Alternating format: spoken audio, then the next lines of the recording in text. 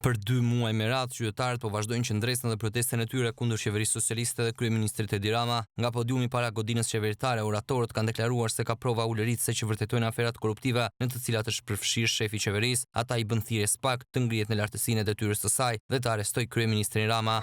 Sot një tragjedi tjetër homerike që ndodhi veç popullit tonë ka ndodhur në qytetin e Shkodrës, ku 2 engjëj së bashku me nënën e tyre sot janë bashkuar zotit lartë. Dhe janë bashkuar sepse s'kishte rrugë që të vendes zjarfiksja. Nuk kishte shërbim, sepse lekët vide për aeroplan që gjë do na shuajnë zjarret, për helikopter që do na shuajnë zjarret, për zjarfikse që do na shuajnë zjarret dhe nuk ka rrugë, nuk ka zjarfikse dhe një nënë e re sot me një 2 fëmijë të saj u largua nga kjo jetë. Qytetarët ndërkohë mbajtën 1 minutë eshtje, duke shprehur keqardhjen e tyre për tragjedinë e ndodhur në fshatin Domën të Shkodrës, ku humbi jetën një nënë e re së bashku me fëmijët e saj të mitur. Dajte ju kërkoja të gjithëve të mbajnë 1 minutë heshtje kujtim të këtyre 2 engjëjve.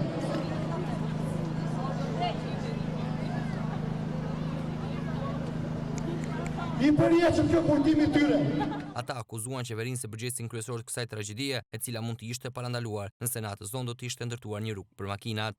Ky grabit Shqipëri për veten e tij. E kuptoni ku jemi miq të dashur.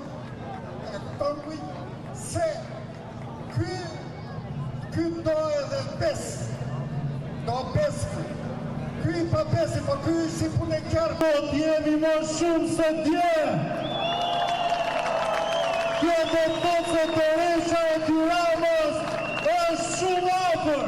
Duhet përgëzoj urrëtimin e disa gazetarëve shqiptarë të huaj, të cilin e publikuan dje. Është një urrëtim mbi Këshillin Kombëtar të Territorit bileje që ka firmosur Edi Rama.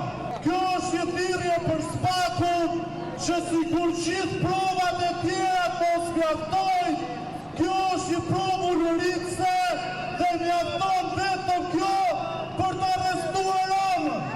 Ndërkohë, pas më shumë se 2 orësh qëndrimi para kryeministrisë me thirrjet për ndërheqjen e qeverisë socialiste, qytetarët marshuan në rrugët e kryeqytetit.